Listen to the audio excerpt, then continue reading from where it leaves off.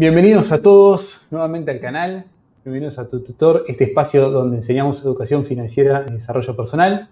Hoy vamos a estar hablando sobre el crecimiento del Bitcoin. En el video anterior les habíamos comentado sobre las posibilidades de crecimiento que tenía. Hoy vamos a estar hablando sobre el crecimiento puntual que tuvo hasta ahora, en dónde estamos y cómo medirlo. Gracias, Juli, por compartir de vuelta este espacio con nosotros. Bienvenidos a todos a Tu Tutor.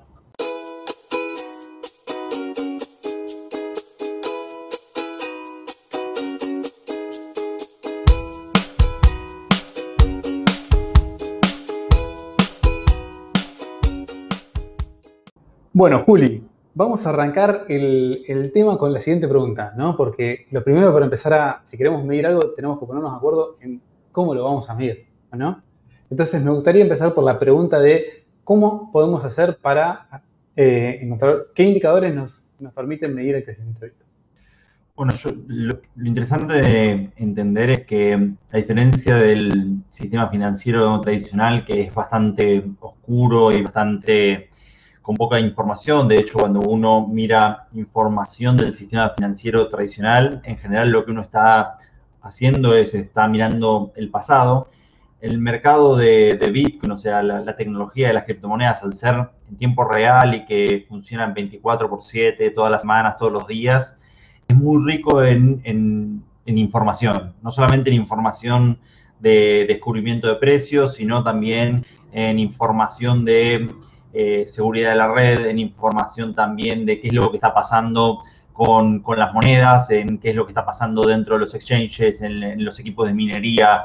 Y entonces ese tipo de análisis que se llama, o analytics, que se llama on-chain analysis, o análisis en la cadena, por la cadena de bloques, se pueden hacer un montón de indicadores diversos y distintos. Yo les traje algunos para empezar a hablar el día de hoy. Buenísimo, buenísimo. Bueno, ¿cuáles son estos indicadores que nos mencionás, de los cuales vas a estar hablando en este video? Y después vamos a entrar en detalle, ¿no?, sobre cada uno de ellos y cómo podemos utilizarlo para medir. Bueno, lo primero que vamos a recorrer el día de hoy es un poquitito acerca del hash rate, que es el poder de cómputo de Bitcoin, y el precio. Después traje una normalización del precio de Bitcoin, que es conocida dentro del ecosistema como el múltiplo de Mayer.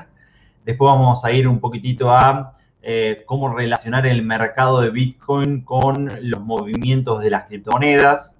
Vamos a pasar después por un artículo que se escribió, que es el modelo del stock y el flujo acerca de Bitcoin.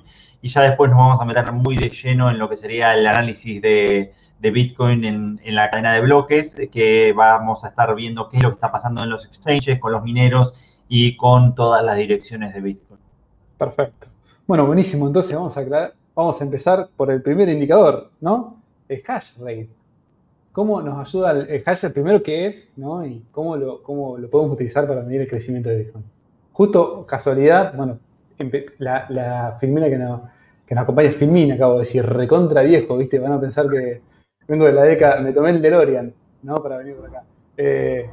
Justo la presentación que tenemos puesta, que nos acompaña este gráfico, está relacionado con eso. Juli, te cedo la palabra. Bueno, el hash rate es una forma de medir el poder computacional de Bitcoin. Según lo que hablamos en algunos videos anteriores, recordemos que los mineros estaban realizando un cómputo en el cual ellos tenían que encontrar un bloque con una cierta cantidad de ceros al inicio, ¿no? Y para hacer eso ellos tenían que usar un montón de computadoras dedicadas solamente al proceso de minería de Bitcoin. Estas computadoras son computadoras específicamente dedicadas para el proceso de minería de Bitcoin. Eso quiere decir que vos no podés usar una computadora que está deployada para la red de Bitcoin, no la puedes usar para jugar a un videojuego, sino que los chips de siliconas están solamente específicamente diseñados para este proceso industrializado, digámoslo de alguna forma. Entonces, cada vez que vos ves que hay mucho más deploy, que hay cada vez más aumento dentro del poder de cómputo de Bitcoin, quiere decir que hay un plan a largo plazo establecido para seguir protegiendo la red. Eso porque cuando vos compras una computadora, estas computadoras varían mucho de precio dependiendo del poder de cómputo, de entre los $1.000 y los $6.000 tal vez. Básicamente vos tenés que amortizarla y eso estás haciendo un plan a largo plazo. Quiere decir que vos no es que vas a comprar hoy una computadora para pagarla mañana, sino que estás contabilizando la computadora, el costo de operación y mantenimiento de esa computadora y la amortización a largo plazo. O sea que cuando nosotros estamos viendo un deploy de poder de cómputo de minería, estamos viendo que los mineros por lo menos van a estar pensando en los próximos 2, 3 halvings de acá adelante. Ellos tienen sus ecuaciones económicas y en esas ecuaciones económicas tienen que cerrar. Ellos gastan electricidad, costo de operación y mantenimiento e infraestructura y la amortización de todo eso. Y básicamente ellos recuperan bitcoins adentro del sistema.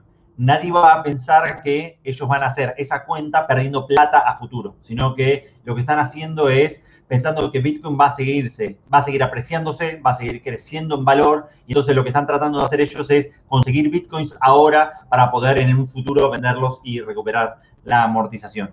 Como ven ahí, este hash rate no es que crece solamente, sino que vos tenés momentos en donde tenés un mayor crecimiento y algunos momentos en donde se estanca o decrece inclusive. Fíjense que yo les estoy mostrando los últimos tal vez 3 años de este indicador, y todo el 2016 y 2017 el poder de cómputo fue creciendo.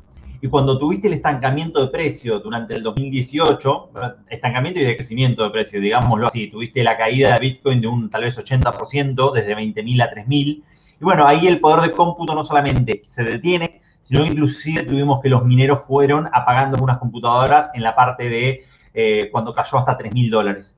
Pero después, desde ese entonces, con algunas subidas o algunas bajadas, tiene oscilaciones también este indicador, fue una crecida súper interesante en los últimos 2 años consecutivos. Y vos lo ves que el precio o overshoots o se queda por debajo de eso. Cuando se pasa demasiado por arriba, corregirá tal vez en algún momento. Perfecto, muy claro. Bueno, podemos ver entonces esa tendencia, ¿no?, alcista siempre, ¿no?, a seguir creciendo cada vez más, lo cual es un muy buen indicador, ¿no?, para medir cómo venimos, ¿no?, y el potencial que tiene. Sí, es uno de todos los indicadores y es el indicador que para mí es muy confiable porque te está significando, en inglés la palabra es virtual signaling, virtue de virtud y signaling, ¿no?, de señal. Y está señalizando cuál es la cadena más honesta. Bitcoin es la que tiene mayor hashing power de todas las cadenas, de Bitcoin, de Ethereum, de Bitcoin Cash, de todas las demás, es la más importante. Y entonces está señalizando y congregando a toda la gente en que Bitcoin es el proyecto más serio de todos. Perfecto, sí, muy importante. Es una pregunta muy recurrente que hace la persona ahí. ¿Quién presta, ¿no?, poder de cómputo? Bueno, acá está un poco la respuesta, ¿no? Todo este poder de cómputo está distribuido, ¿no?, a lo largo del mundo, y acá se puede ver, digamos, en cifras qué tan poderoso es, ¿no? Muy bien, bueno, ahora tenemos otro indicador que habías mencionado más temprano, que es el múltiplo de Mayer. ¿Nos querés contar un poco sobre eso? Voy a aprovechar, mientras tanto, a cambiar la imagen, ¿no?, que estamos presentando, porque está para hablar un poquito sobre... bueno, había quedado pendiente este gráfico, no sé si querías hablar. ¿Cuál? Este es el múltiplo de Mayer. Bien, perfecto. Sí, justo me tapaba el título, ahí estamos viendo. Bueno, ¿querés hablar sobre... Primero nos contás un poco, bueno, cómo utilizamos el múltiplo de Mayer y cómo para medir el crecimiento, digamos, ¿qué nos representa? Bueno, básicamente el múltiplo de Mayer es un ratio que lo que te está haciendo es que te está comparando el precio de Bitcoin comparativamente con la media móvil de los últimos 200 días. Imagino que no es un ratio propio de Bitcoin, sino que debe ser derivado y debe ser traído de los mercados financieros, no es algo muy extraño las medias móviles. De hecho, uno las trae, las medias móviles, de todo el resto de los mercados. Entonces, lo que estamos haciendo básicamente ahí no es mirar on-chain analytics, estamos mirando solamente el precio, pero lo que estamos haciendo es una normalización, ¿sí? Una normalización se utiliza en un montón de disciplinas, ¿cómo haces vos para comparar la burbuja de precio de cuando pasó de $1 a $30? ¿O cómo haces comparar la burbuja cuando pasó de la caída de esos $30 a 3 hasta la burbuja de 1.000? ¿Cómo haces para ir comparando esos momentos históricos que son completamente diferentes? Y entonces, al compararlo con lo que estuvo pasando los últimos 200 días, tenés esta normalización que te permite a vos entender un poquitito más acerca de qué es lo que pasa con el precio de Bitcoin comparado contra medio año atrás aproximadamente.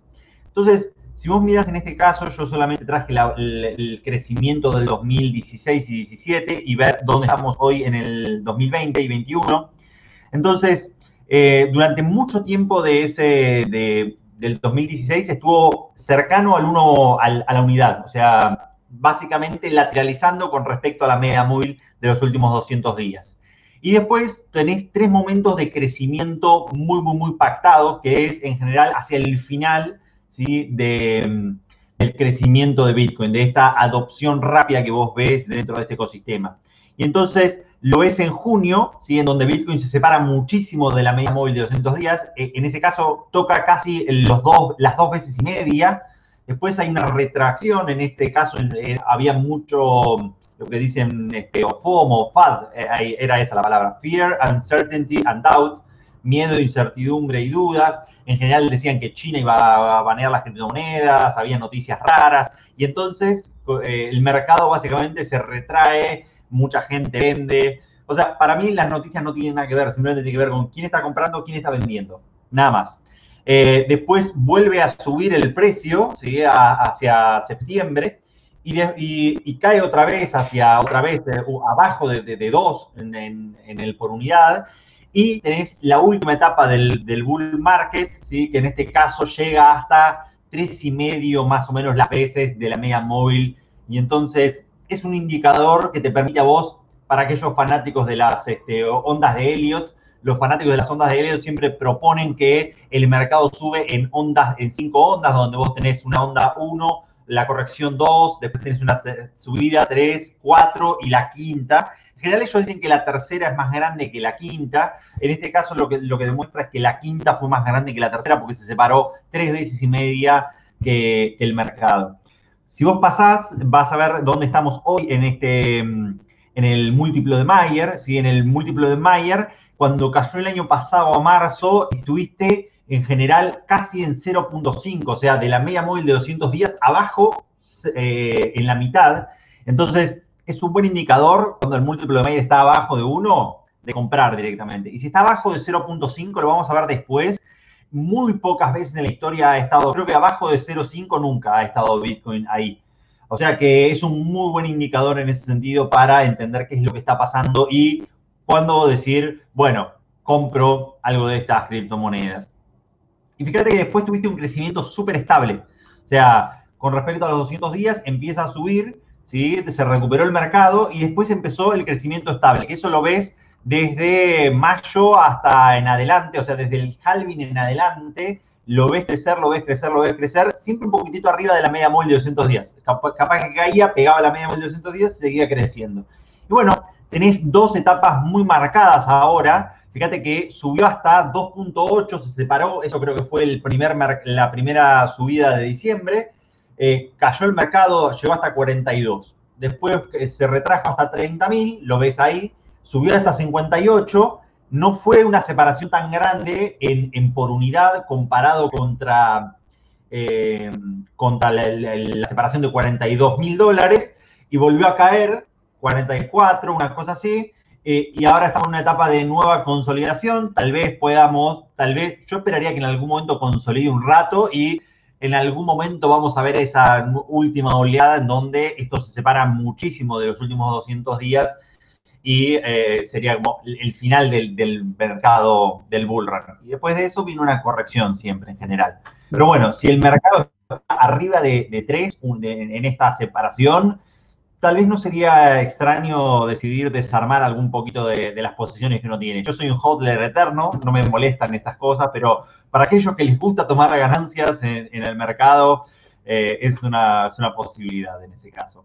Hoy justito le mandaba un meme a mi hermano que estaba Isildur y el del Señor de los Anillos cuando estaba por tirar el anillo, dice, debo tomar ganancias, y era Elrond que le estaba diciendo, deberías tomar ganancias, y está Isildur diciendo, no, me lo quedo, ¿viste? Y yo soy el que se lo queda para siempre. Que se lo queda para siempre. Está bien, está bueno que aclares el tema de las diferentes posturas, ¿no? No es que todos tienen que vender y que comprar, sino que dependiendo de la estrategia que uno tenga, ¿no?, a mediano, corto y largo plazo, decidirá, digamos, lo que debe hacer, pero muy buen indicador que cabés tirar para saber un poco, digamos, cuándo vender y cuándo comprar, ya va el caso, ¿no? Uno de los parámetros que se puede tomar. Claro. Y si vos lo mirás en la siguiente imagen, te lo estoy mostrando en una distribución probabilística. En una distribución probabilística, este ratio, fíjate que tiene dos momentos muy marcados y el centro en el 1. O sea, en verdad, la media de este gráfico está en 1.1. Que esté en 1.1 quiere decir que Bitcoin tiende más a crecer que a decrecer. Pero vos tenés como dos grandes agrupamientos en esa zona, los ves ahí. Tenés uno un poquito para allá, que lo que te está diciendo y te está marcando es que tenés a veces retracciones de precio. O sea, que ese gran cúmulo está entre 0.8 y 0.95. Que hay veces que tenés esas retracciones de precio con respecto a la media móvil de 200 días.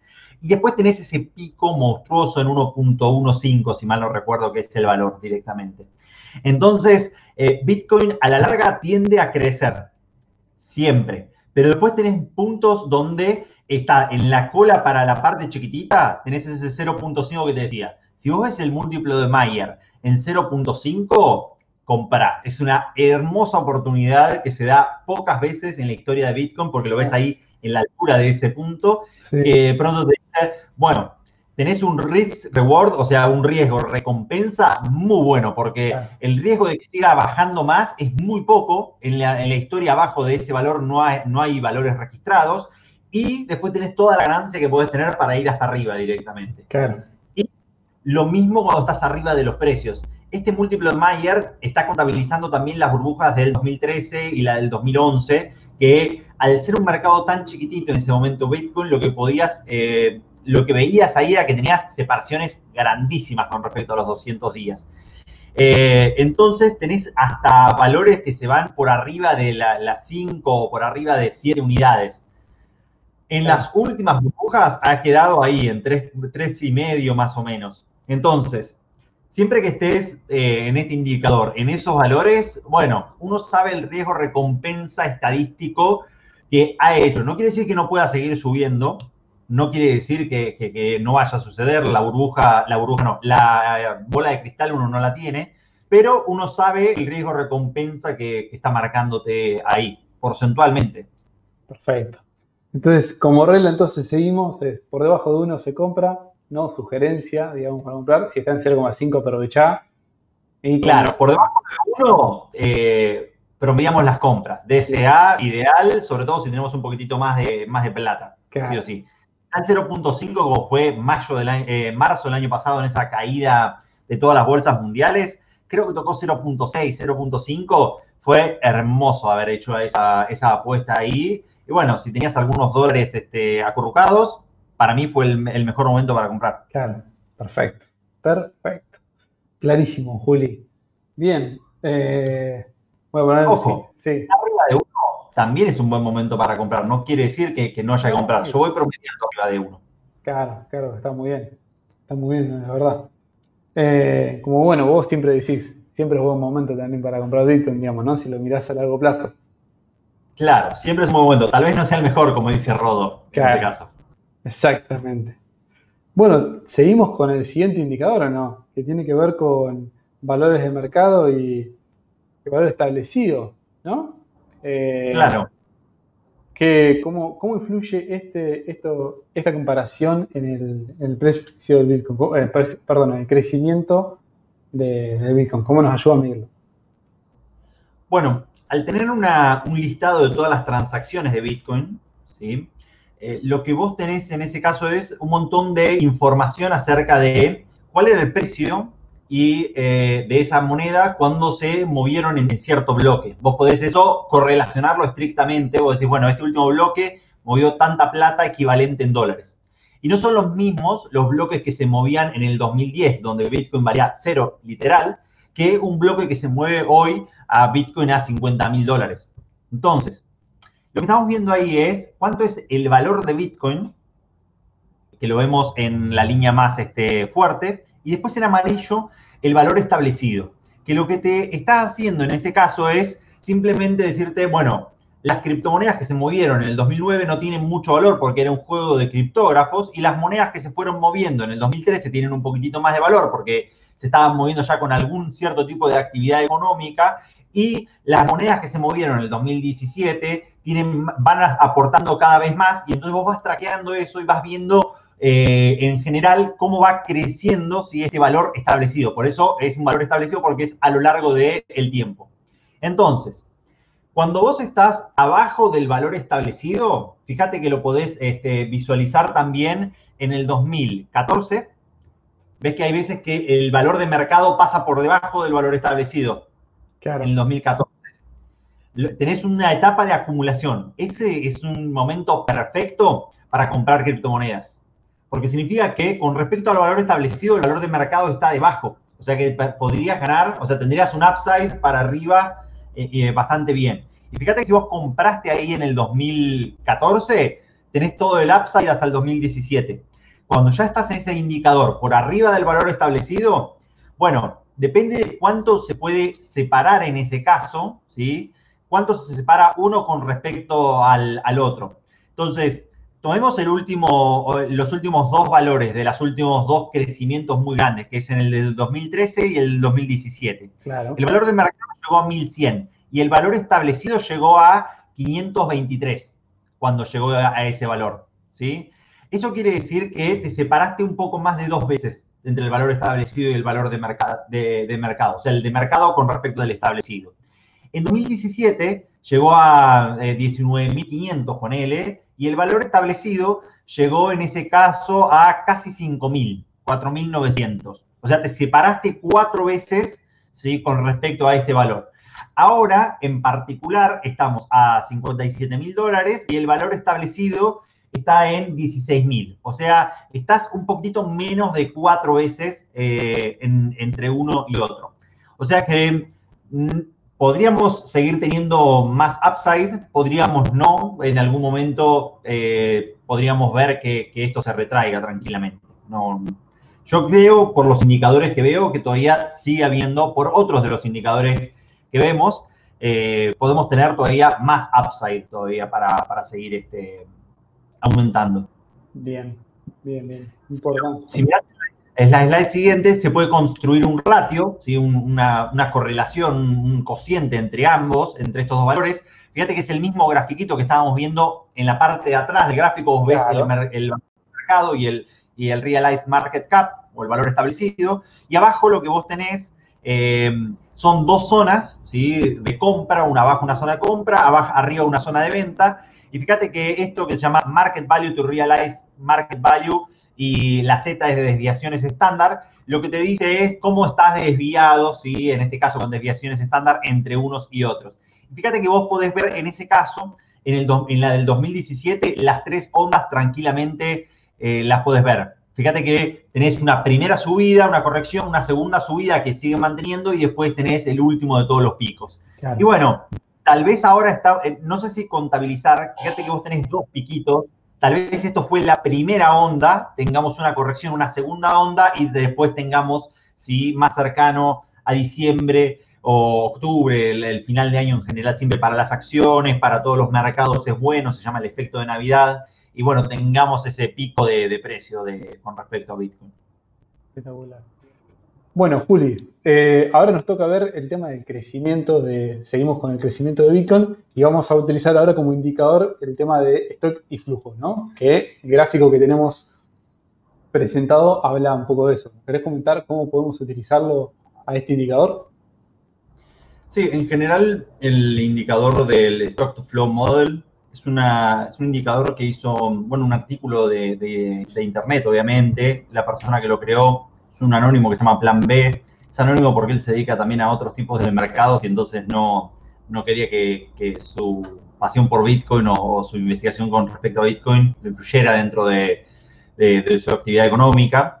Entonces no sabemos quién es bien todavía, pero tiene varias entrevistas en internet y bastante buen contenido. Entonces, él lo que muestra en ese caso es que la mayoría de los mercados, en este yo no lo mostré, pero hay una línea, lo pueden mostrar, lo pueden ver y buscarlo en internet, buscan Plan B, Stock to Flow y van a caer a su primer artículo. Y después hizo 2 más, 2 consiguientes que están bastante buenos también. Es una persona que hace Data Analytics también. Y entonces, él mostró que todos los activos financieros se organizan en este gráfico de esta línea con respecto a el stock que hay y al flujo nuevo básicamente de este activo. Este SF, el stock to flow, lo podés calcular también en base y en por unidad, ¿sí? En este caso como 1 dividido el ingreso en por unidad de nuevas unidades de Bitcoin. Si nosotros estamos pensando en el ingreso de nuevas unidades de Bitcoin, en este epoch, en este halving que arrancó en el 2020, en mayo, durante estos 4 años, durante estos 210.000 bloques, van a ingresar 6.25 de la base monetaria total, o sea, el 6.25%. Si eso lo dividís por 4 para hacer un stock to flow anualizado, estás básicamente en 1.5 y pico, 1.56, creo que es 1.5 esa división.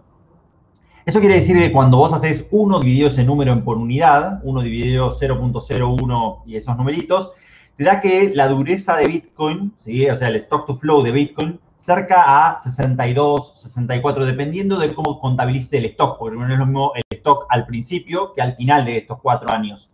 Y eso lo pone en el mismo orden de magnitud, en este caso, que el oro, que tiene 64 de stock y flujo.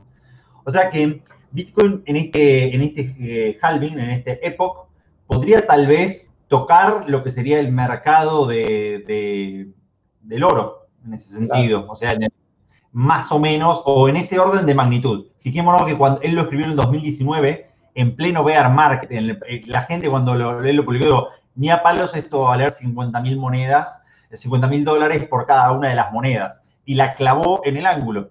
O sea, él la clavó en el ángulo porque cuando vos tenés un halving, tenés el shock en la oferta de bitcoins. Antes se producían 1.800 bitcoins diarios, ahora se producen 900 bitcoins diarios. Y si la gente sigue comprando al ritmo que venía comprando, tenés ahí un aumento de precio directamente. Claro. Y bueno, lo que hacen en este caso estos gráficos es, bueno, que no es del todo lineal, sino que lo van suavizando un poquitito en estos crecimientos. Fíjate que después del halving están pactadas estas subidas entre los siguientes 6 a 18 meses, siempre. Hasta ahora ha sucedido que tenés un ritmo de apreciación de Bitcoin. Entonces, la línea más oscurita, o sea, fíjate que vos tenés una banda básicamente de precios en este caso, y entonces ya la primera parte la pasamos, ¿sí? Estamos ahora llegando a los 50.000 dólares. Creo que el valor medio de este stock y flujo es cerca a unos 100.000 dólares. Y fíjate que esto sucede en general como si fuese un sistema o mecánico o eléctrico, para aquellos que conocen un poco más de ingeniería.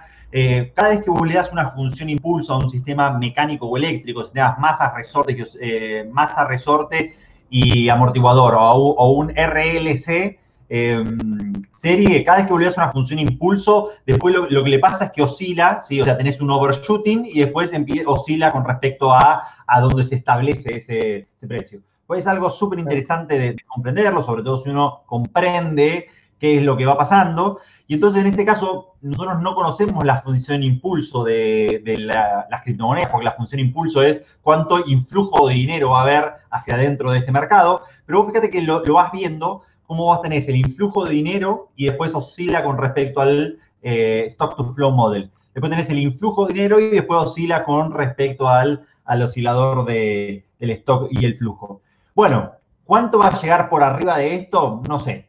Pero sí o sí, si pasa en general el stock to flow para arriba, fíjate en los años 2013 y el año 2017, sí. ¿Cuánto se puede estirar más que esto? Si pasas a la siguiente, puedes hacer un zoom. Creo que ahora estamos muy particular en estos últimos 2 años. Estamos justito en la línea de apreciación, ¿sí? de Bitcoin. Y hay un ratio que se puede construir. Creo que la web es digitalink.net, que bueno, va calculando un ratio comparándote el precio contra lo que establece el stock to flow. No la puse acá porque era demasiado, pero bueno, particularmente uno se puede dar una idea de cuando este ratio se separa demasiado otra vez, puede ver que, bueno, tal vez sería un buen momento de tomar algo de ganancias. Claro, claro. Bien, lo interesante aprovechar para vender. Claro, lo interesante de este modelo es que como el flujo de Bitcoin se va reduciendo siempre, el del oro se mantiene constante entre estos valores dependiendo de si el ritmo de emisión del oro está en 1,5 o 2,5, claro. ¿Sí? Porque son los últimos estándares, más o menos oscila entre esos valores históricamente.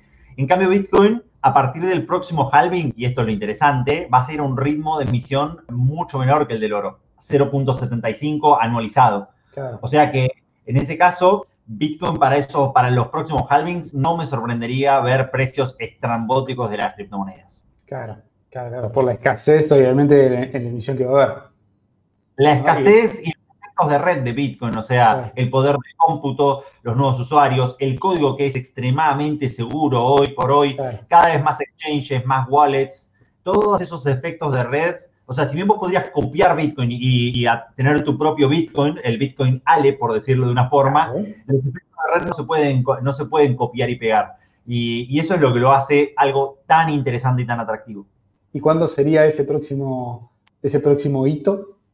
El próximo hito va a ser, según lo que miré ahí, hay una web que se llama Dashboard de Clark Moody, es un bitcoiner también, y como vos tenés el tiempo de los bloques es 10 minutos, pero en promedio vos tenés bloques que vienen más rápido y bloques que vienen más lento. Por ahora está, creo que el 29 de abril del 2024. O sea, hay tiempo suficiente para acumular Bitcoin, ¿sí? Siempre ir comparando de a poco, siempre que haya una oportunidad, comprar, sí o sí. Muy bien, muy buen dato, digamos. Hay tiempo, pero tampoco hay tanto tiempo, digamos, si uno lo ve a largo plazo, digamos, ¿no? Así como los mineros van haciendo planes a recontra largo plazo, yo no creo que ellos miren, ya vamos a ver estadísticas mejores de los mineros, yo no creo que ellos estén mirando el halving de mayo o que estén mirando el próximo. Los cálculos de ellos los están haciendo mirando tal vez algunos años mucho más adelante. Claro. Muy buen punto ese para entender siempre, digamos, que en el camino a largo plazo uno puede encontrar patrones que en el corto a veces se asusta y se queda en el día a día, ¿no? Estas subidas, estas bajadas, en verdad. Lo que hay que mirar es el camino a largo plazo, como habíamos comentado en uno de los videos anteriores. Yo creo que eso es algo súper importante en Bitcoin. Te cambia la preferencia de tiempo radicalmente. Yo que ya participo activamente dentro de la comunidad de Bitcoin, enseñando, comprando, educando a la mayoría de las personas que puedo acerca de esto, me cambió radicalmente la preferencia de tiempo. Si bien podría haber cambiado mi computadora 2 o 3 veces en el medio con las apreciaciones que tuve, claro. No lo la reparé, le cambié el disco, le puse un disco de estado sólido. ¿Podría haber cambiado la moto varias veces? No lo hice. Sigo ahorrando y comprando Bitcoin en vez de hacer otros gastos más superfluos que podría hacer. La comida no la voy a negar nunca. O sea, siempre con respecto a la comida y la salud, siempre está primero eso. Pero después, si tengo una computadora que tiene 10 años, como esta, y que funciona bien, ¿por qué voy a seguir gastando plata en algo más nuevo que esto anda perfecto? Tal cual. Sí, es parte, digamos, de qué buen dato que tiraste, ¿no? Asociado con el tema de la educación financiera, el tema de, las prioridades y ser consciente de esas, ¿no? De dónde uno pone el dinero, qué hace con él. En este caso, una elección a largo plazo, invirtiendo, ¿no? Como inversión. Por supuesto, siempre hay que tener el corto plazo, hay que tenerlo asegurado. Los pesos para vivir este mes y los próximos meses ya están asegurados. Y todo lo demás se puede, en ese sentido, pensar a largo plazo. Perfecto. Muy buen consejo. Bien, vamos a seguir entonces. Acá vamos a estar hablando sobre las reservas líquidas, ¿no? Del Bitcoin. Claro. Las reservas líquidas básicamente es los Bitcoins que están a la venta. Bien. De las 18 millones de monedas que hay establecidas, por el protocolo. Hay algunas que ya están fuera del sistema. Hay más o menos 1.100.000 monedas que Satoshi tiene. Sí, tiene la clave privada para moverlas. Hasta ahora no se han movido nunca. Hay estimativos que dicen que entre 3 y 4 millones de monedas también están perdidas. Y entonces eso hace que el pool de monedas disponibles para todos no sea mucho, en definitiva. Dicen que las reservas líquidas de Bitcoin andan cerca de los 4 millones de monedas. Entonces, lo que nosotros podemos ver en este tipo de gráficos es cómo van esas monedas fluyendo o hacia los exchanges o desde los exchanges hacia otros lados. Como nosotros podemos ver esas actividades y los exchanges a veces reportan las direcciones que ellos utilizan para recibir estas criptomonedas, nosotros podemos ver cuando los exchanges tienen flujos positivos, o sea, la gente está enviando criptomonedas hacia los exchanges, y cuando las personas están comprando monedas dentro de estas plataformas. Los rojos es gente comprando, los influjos están puestos en verde. Entonces, fíjate que vos tenés momentos de apreciación. O sea, siempre que vos llegás a un bull run, vos tenés un montón de personas que durante años sostuvieron estas criptomonedas. Entonces, capaz que en el primer pico de precio, vos tenés los más apurados que van y venden. ¿Lo ves ahí en el primero de estos piquitos, viste, de precio? Sí. Ves que esos apurados que un poquitito de influjo y ¡plum! Vendieron. Bien. Sube un poco más de precio y los segundos apurados van y venden. Y a medida que vos vas viendo cerca del pico, ¿sí? Cerca de cuando empieza ya a estar bastante el bull run, que tuviste, no sé, 12, 18 meses de apreciación, tuviste, no sé, un por 4, un por 5 de tu plata, gente que va, vende algunas fracciones y eso lo ves en el pico del 2017, lo ves ahí claramente que vos tenés en las dos, en el primer pico y después en el rebote y en el siguiente, ves que gente que vendió. Pueden ser, en este caso, personas o pueden ser, lo de los mineros lo vamos a ver más adelante, inclusive más interesante. Fíjate esto, una vez que se establece el precio de Bitcoin, veámoslo al final. Bueno. Mirá, al final de todo, en el 2020, Sí. todo este bull run, hasta ahora no vimos gente vendiendo. Lo que estuvimos ahora viendo, ¿qué es? Gente comprando en exchanges, on spot exchanges, y retirando esas criptomonedas, llevándoselas a sus hardware wallets, simplemente para holdearlas durante más tiempo. Esto me da un indicador que tal vez estamos en las primeras etapas, no en el estadio medio, sino tal vez en la primera ondita que nosotros vemos dentro de los bull runs. Esta puede haber sido la primera onda 1 y habernos estacionado en este precio directamente. Porque hasta ahora no hemos visto ventas, sino que hasta ahora lo que hemos visto es gente comprando inclusive a estos precios. Bien, bien, bien. ¿Seguimos entonces? Claro. En este es un indicador que es simplemente tomando en cuenta todas las criptomonedas que hay sostenidas por exchanges. No los net influxes, no los neteos, sino que estamos viendo los holdings, lo que sostienen los exchanges en general. Y yo estoy marcando ahí lo que sería la profundidad de compra, por decirlo así, de alguna forma. En el 2017, una vez que llegó al pico máximo, o sea, pensalo Bitcoin como desde dónde surge y cómo termina. El primero que entra en contacto con las criptomonedas son los mineros de Bitcoin. Claro. Y eso lo vamos a ver en el próximo. El minero de Bitcoin, si tiene un comprador directo, le da a un vendedor a alguien que él quiera venderlo directamente. Pero si no, lo venden a un exchange que se los compran al por mayor. El exchange sería como el intermediario. Si bien Bitcoin, la idea es que no sea una moneda, es un on-ramp fácil para que la gente compre Bitcoin por dinero fiduciario. No todo el mundo tiene un contacto de un minero de criptomonedas. No es sencillo tenerlo, uno de esos contactos.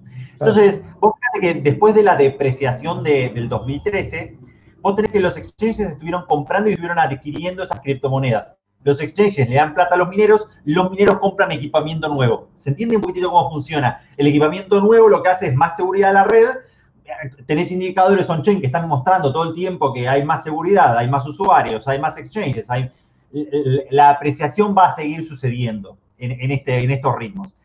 Fíjate lo que cayó la profundidad nomás en los exchanges totales en el 2017. Y después siguieron adquiriendo esas criptomonedas.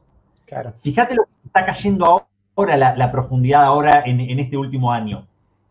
Es tremendo. O sea que ahora la gente sigue comprando y sigue comprando y sigue comprando estas criptomonedas y los exchanges todavía no están pudiendo reponer, en este caso, sus propias reservas, digámoslo, de esta forma. Claro, cada vez hay menos en los exchanges. Cada vez hay menos Bitcoin líquido en los exchanges. Muy bien. ¿Y qué concluís, digamos, entonces de este comportamiento, digamos? Y bueno, cuando se restringe la oferta, en algún momento, si se restringe la oferta, las cosas ajustan o por precio o ajustan por cantidad. Lo dicen las teorías económicas por todos lados, lo vemos en todos lados en la economía. Y entonces, si ajusta esto por cantidad, va a ajustar por precio después. O sea, si hay menos Bitcoin disponible, el precio tiene que subir mucho para que aparezca esa oferta de Bitcoin para seguir vendiendo. O sea que yo lo que entiendo es que todavía no llegamos al piso del influjo dentro de los exchanges, de los holdings de los exchanges, digo. Y bueno, tenemos que empezar todavía el ciclo de apreciación, me da la sensación a mí. Muy bien, bien. Esto se ve afectado cuando, por ejemplo, los que se llaman los grandes grupos, las ballenas venden, entran a vender. ¿Esto se ve afectado, este indicador? Seguramente, o sea, si las ballenas entran a vender, imagino que el influjo en los exchanges lo vamos a ver, va a ser visible. Yo lo que veo ahora es que hay muchas órdenes, no lo mostré en esto, pero si ustedes miran, uno puede ver las órdenes de compra y de venta dentro de los exchanges y en las últimas semanas, entre el rango de 40 y 50 mil dólares, hay muchísimas órdenes de compra a niveles altos, 100 mil dólares, millón de dólares. Entonces estamos viendo las personas que ya entendieron que Bitcoin va a seguir apreciándose y que llegó a $1 trillón. Y que una vez que llega a $1 trillón es como que más personas pueden invertir. No sé, las oficinas de familia pueden invertir, algunos fondos comunes de inversión. O sea, si esto no llegaba a $1 trillón, es probable que ciertos fondos no invirtieran dentro de las criptomonedas. Entonces, a medida que va teniendo la narrativa, que va estableciéndose Bitcoin, le va abriendo las puertas a otro tipo de participantes. Y entonces lo que estamos viendo en este caso son órdenes de compra bastante grandes con respecto a las criptomonedas. Perfecto. Bien claro. Bueno, vamos a seguir con el siguiente. ¿Qué estamos viendo acá, Juli?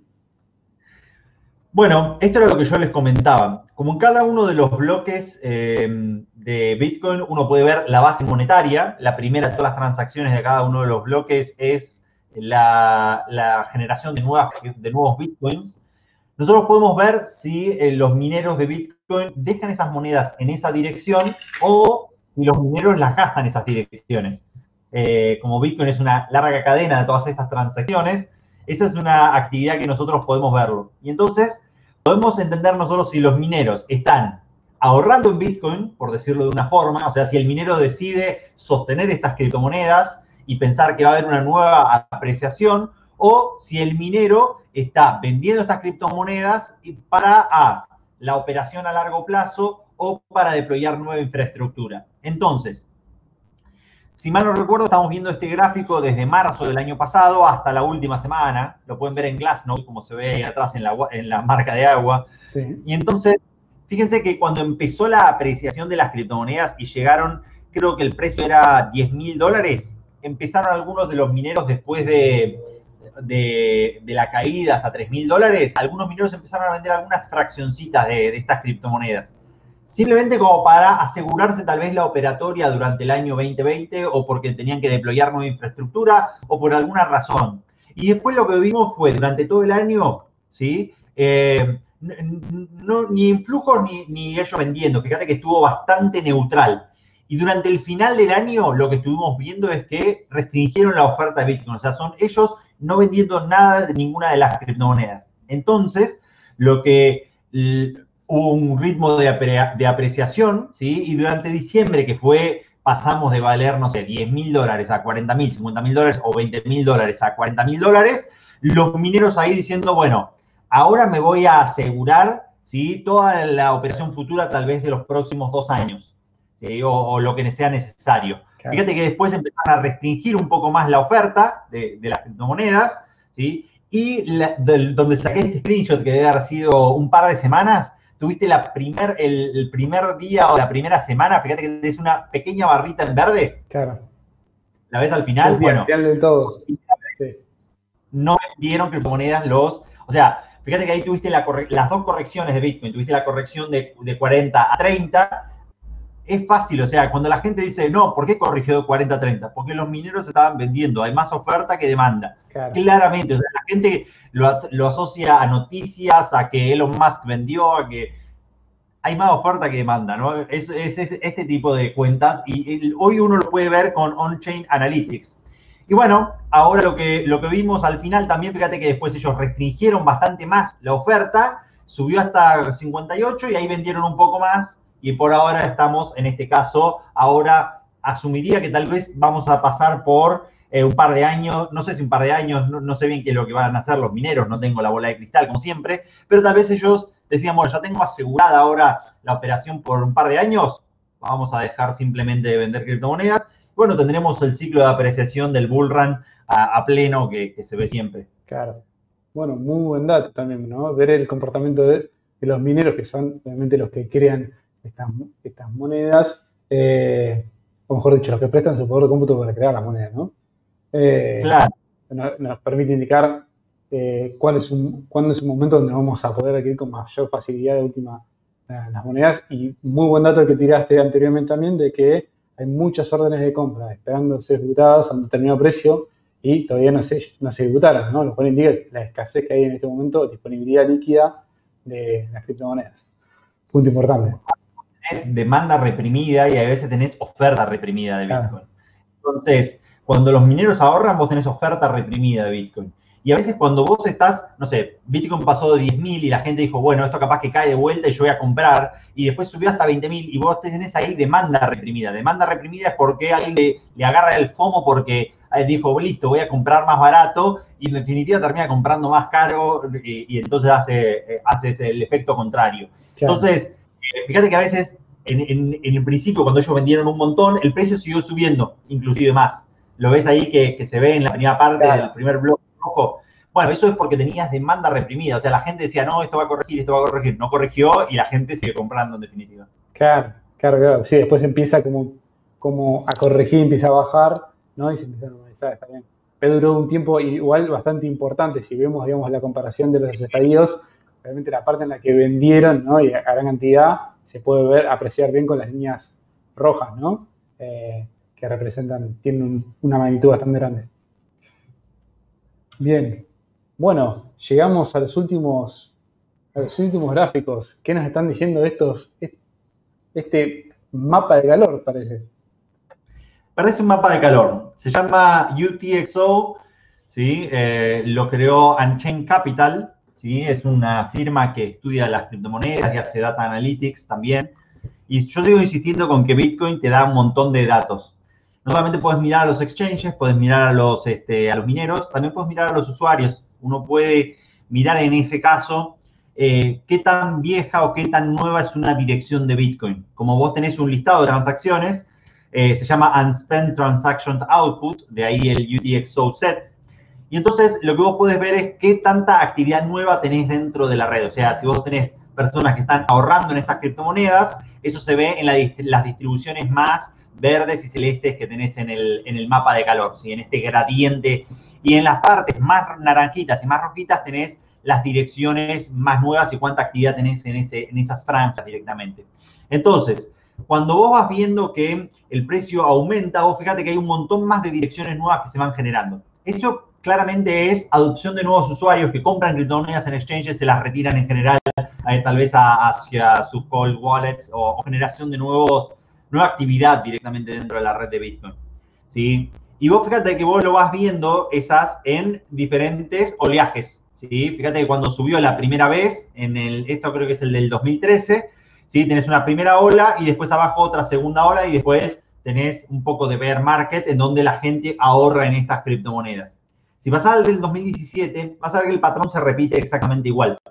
En el patrón, vos tenés la primera oleada cuando Bitcoin subió bastante de precio. O sea, ya venías con un aumento, primera oleada donde un montón de gente dice, esto está buenísimo, compro algo de Bitcoin. Por si las dudas, no vaya a ser que sea popular. Y después, es que sí, es eso, no vaya a ser que sea popular esto y que realmente sea algo interesante. Lo digo en chiste, pero para mí me parece lo más interesante que está pasando en el mundo en este caso. Y después tenés la segunda oleada. Fíjate que lo ves en las distribuciones de los primeros 3 estratos, que creo que son direcciones de un día, 1 a 2 semanas y hasta 3 y 4 semanas, si mal no recuerdo, o un mes. Y fíjate que si vos lo vas a dónde estamos nosotros ahora en este gráfico, en el de ahora de 2021. Ahí estamos. Fíjate que recién estás viendo la primera oleada. O sea, tuviste algo de actividad cuando la gente que ya sabe que la caída se compra, tuviste actividad de eso en marzo del año pasado. Fíjate que ahí cayó, un montón de gente, compró criptomonedas. Yo hago esas cosas. O sea, yo no soy trader, yo veo la oportunidad para comprar y ahorro en criptomonedas a futuro, a muy largo plazo.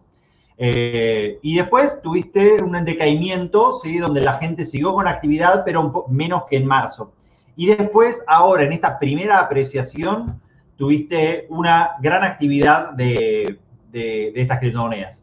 Tal vez esperemos tener una ligera disminución de esta actividad, pero en algún otro momento vamos a tener tal vez la otra oleada de estas criptomonedas.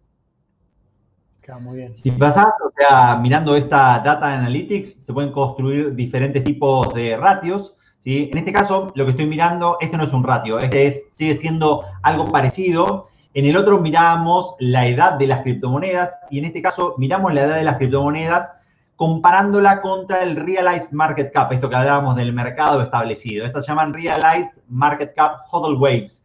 Y entonces acá se pueden ver claramente cómo son las tres etapas de estos bullruns, de estas tres etapas de lo que podría decir alguien de las ondas de Fibonacci, no, bueno, las ondas de Elliott. 1, 2, 3, ¿sí? Entonces, fíjate, la gente que ya sabe cómo funciona el mercado de las criptomonedas y que cada tanto tiempo vos tenés un halving, son los que compran, en este caso, en donde están en estas barras, ¿viste? Rojas, es donde el que ya sabe que viene un halving en el año que viene, se adelanta a la compra. La gente del 2019, que Bitcoin pasó de valer $3.200 más o menos a $14.000, fue gente que se adelantó a que en 2020 vos tenías un halving, que ya sabía. Y bueno, está barato y bueno, compremos algo. Lo mismo vos lo tenés eso en el año 2015. En el año 2015 la gente sabía que en el 2016 había un halving y bueno, la gente se adelanta. Y después vos tenés esos tres picos bien marcados. Fíjate que los ves en el pico del 2013, en los tres picos, que es mucha actividad en la última semana, ¿sí? Vos tenés esos últimos tres picos. Y bueno, recién ahora lo que vimos es tal vez el primero de estos tres picos más que van a ir viniendo ahí para adelante. Con esto se puede construir un ratio, al igual que siempre, y entonces en el ratio lo que vos podés ver es cuántas monedas se sostienen por un mediano plazo, diríamos nosotros, si vos lo mirás en la próxima. El mediano plazo es aproximadamente un año, es gente que está mirando los precios de las criptomonedas y tal vez compra en el último año pensando en que lo puede vender en el pico directamente. Y entonces lo que estás mirando vos ahí es un ratio de las monedas que tienen más de un año o menos de un año directamente. Es un poco más de actividad de trader, esto no es tanto a largo plazo. Tenés también este mismo tipo de ratio mirando los 2 y los 3 años. Si vos mirás el 2 y el 3 años, eso sigue en crecimiento, eso quiere decir que hay más gente pensando en esto a largo plazo. Pero yo les traje acá, ya que estábamos hablando de en qué estadio estábamos del bull run. Bueno, el ratio del un año ya empezó a descender, ¿sí? Vos fíjate que en el 2013 los tenés este tipo de comportamiento, personas que compraron tal vez para sostener temporalmente y empezaron a vender algunas fracciones. Si vos mirás en el 2013, el ratio llegó a un máximo de 48 y llegó al mínimo, ¿sí? De un 38%, es ese puntito verde que vos ves abajo, ¿sí?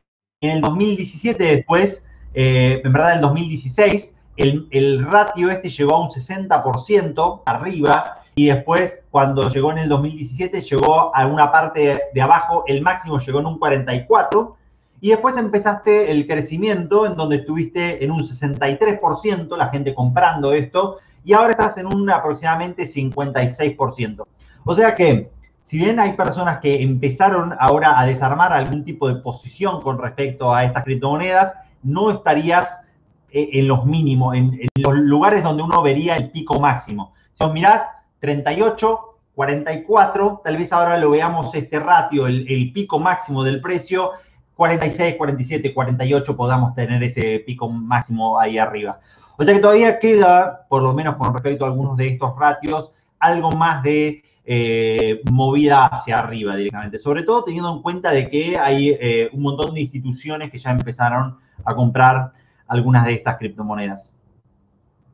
Perfecto, clarísimo, Juli. Hemos repasado por un montón de indicadores. La verdad que es sumamente interesante, increíble la cantidad de información, ¿no? Que hay, como bien vos dijiste, para poder analizar y tomar como referencia y poder ver qué es lo que está pasando, ¿no? Es tanta la información que a veces un poco asusta, pero es increíble, ¿no? La cantidad de indicadores que hay solo de este tema, ¿no? Después vamos a seguir hablando de un montón más de indicadores que hay. Juli, hemos llegado al final, ¿no? Sí, lo hicimos. Después de un montón de indicadores, me gustaría ¿te gustaría dejar alguna pregunta, digamos, a nuestros espectadores respecto a esto, digamos, o alguna sugerencia de cómo empezar o cómo profundizar sobre estos indicadores? Bueno, como siempre yo les digo a todos, nada mejor que estudiar. Si bien este video fue largo y por lo menos son un montón de data, como vos dijiste que bajé, a mí no me apareció de la nada esta data, sino que son años de estudio, o sea, son bastantes años de estudio y de investigación, o sea que les recomiendo eso, siempre es mejor aprender primero y después invertir, más que invertir primero y después aprender a ver qué es lo que uno está haciendo. Eso es como la enseñanza madre, pero bueno, a mí me encanta siempre aprender y estudiar sobre cualquier cosa en general. ¿Y cómo empezar? Uno se va a sentir siempre abrumado, hay que tomárselo día a día y con paciencia, ¿viste? El que ve un montón de gráficos de Bitcoin no sabe si arrancar con análisis técnico, con aprender a cómo comprar, aprender los fundamentals, viste, uno se siente abrumado realmente. A mí me ha pasado también hasta que aprendí que hay que tomárselo día a día, hay que digerirlo día a día, hay que estudiar día a día, aprender una cosita nueva, no sé. Hoy te bajaste una wallet, aprendiste a hacer tal cosa con tal wallet. Hoy corriste un nodo y corriste un nodo. Hoy usaste Lightning Network y usaste Lightning Network. Hoy aprendiste que era Taproot y cuál es el nuevo upgrade de Bitcoin y lo aprendiste, ¿viste? Entonces, de esa forma uno va creciendo y entendiendo qué es todo lo que está pasando dentro de este ecosistema. No porque uno mire un video de 5 minutos, un snippet en TikTok de 40 segundos, va a poder comprender tal vez la dimensión y magnitud de lo que estamos viendo.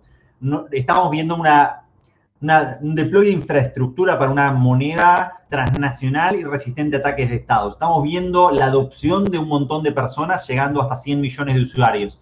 Estamos viendo instituciones que están adoptando estas criptomonedas. El dinero programático llegó para quedarse y va a ser una idea del futuro, una idea del presente para muchos.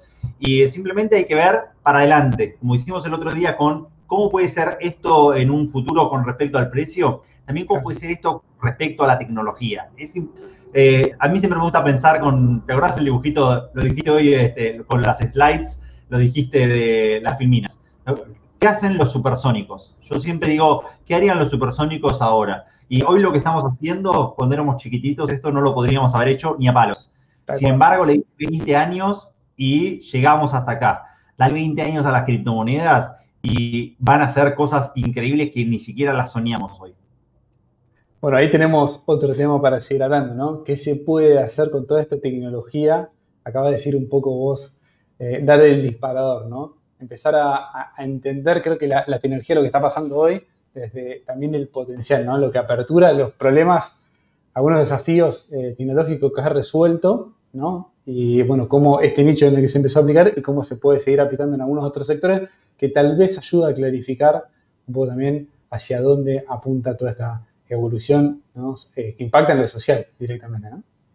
Hay una frase de Arthur C. Clarke que me encanta, que yo muchas veces abro mis conversaciones de Bitcoin y la digo siempre, lo digo yo porque lo veo con la electricidad, lo he visto con Internet. Esa frase dice, cualquier tecnología lo suficientemente avanzada, o sea que le diste tiempo para que se desarrolle, es indistinguible de la magia. Y así como vos hoy podés tener energía que se está generando en un yacyretá y te llega a tu casa a través del campo electromagnético y vos ni te diste cuenta, pero encendés la luz sin ningún tipo de problemas, o que con Internet, como nos estamos comunicando hoy, sin ningún tipo de problemas, lo mismo le va a pasar a este tipo de protocolos criptográficos. A mí no me cabe la menor duda. Muy buena analogía, gracias por compartirla. Creo que con esto cerramos. Le vamos a dejar que todos los suscriptores puedan analizar. Seguramente van a ver más de una vez el video porque tiene información más que interesante. Así que les pedimos como último punto que si les gustó obviamente la información de nuestro canal, se suscriban y nos sigan apoyando. Realmente también sigan a Juli en su canal de YouTube que tiene información más que interesante. Un saludo para todos y nos vemos en el siguiente video. Muchas gracias.